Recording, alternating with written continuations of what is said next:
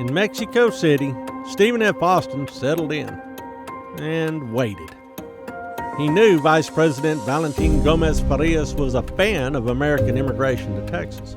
He was also a fan of Austin. All signs were favorable. Gomez Farias was also very busy. Austin could afford to be patient.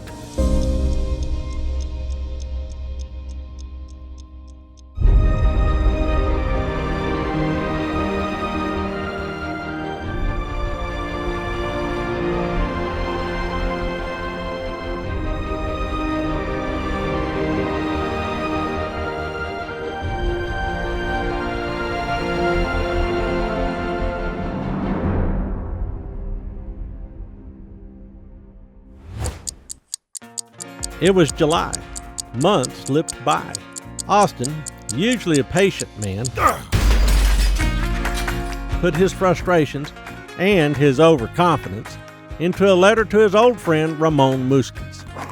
Austin advised the Bejarreño to go ahead and announce separate statehood to his friends and political allies in Tejas. Just assume that the answer would be yes, Austin argued. By the time Austin gained an audience with Vice President Gomez Farias, Tejas could already be in the process of becoming a state. Certainly, a leader considered a puro federalist would endorse the step, so why delay? After months of hotel bills and frustrations, and shortly after he had mailed the letter, Austin was escorted into the National Palace. The impresario presented the petition from the convention. As expected, Gomez Farias endorsed it. When President Antonio Lopez de Santa Anna came to town, he also entered the conversation and agreed with most of it. Separate statehood was premature, El Caudillo believed. Wait a while longer, the Mexican leaders urged. It would happen, eventually. Austin left the meetings encouraged.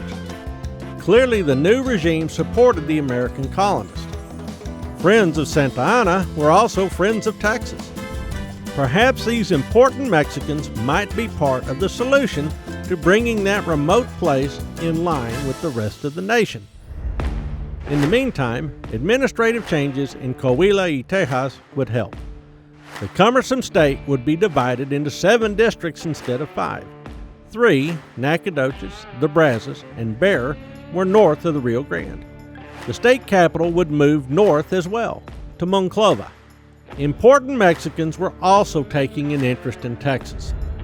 General Jose Antonio Mejia had helped the Federalists win back the presidency, and the government rewarded his family with large tracts of land in Tejas. The well-educated and well-spoken Lorenzo de Zaboly had already used an impresario contract to form the Galveston Bay and Texas Land Company while he was in New York.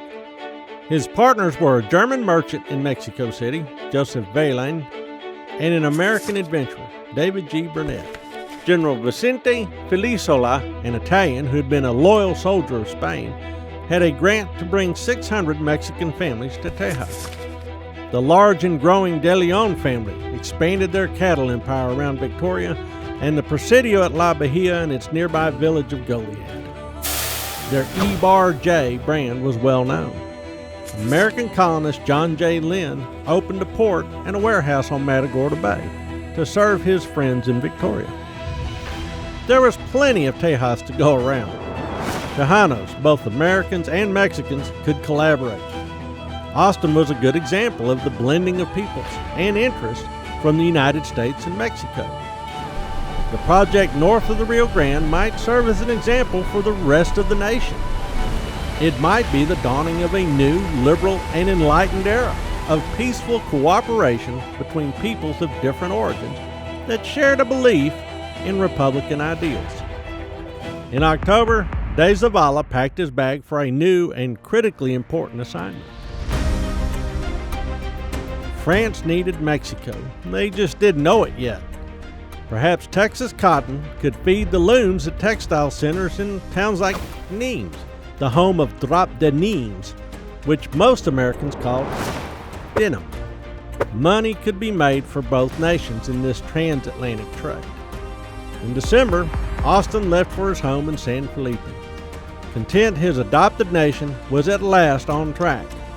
Texas, as a separate Mexican state, would have to wait.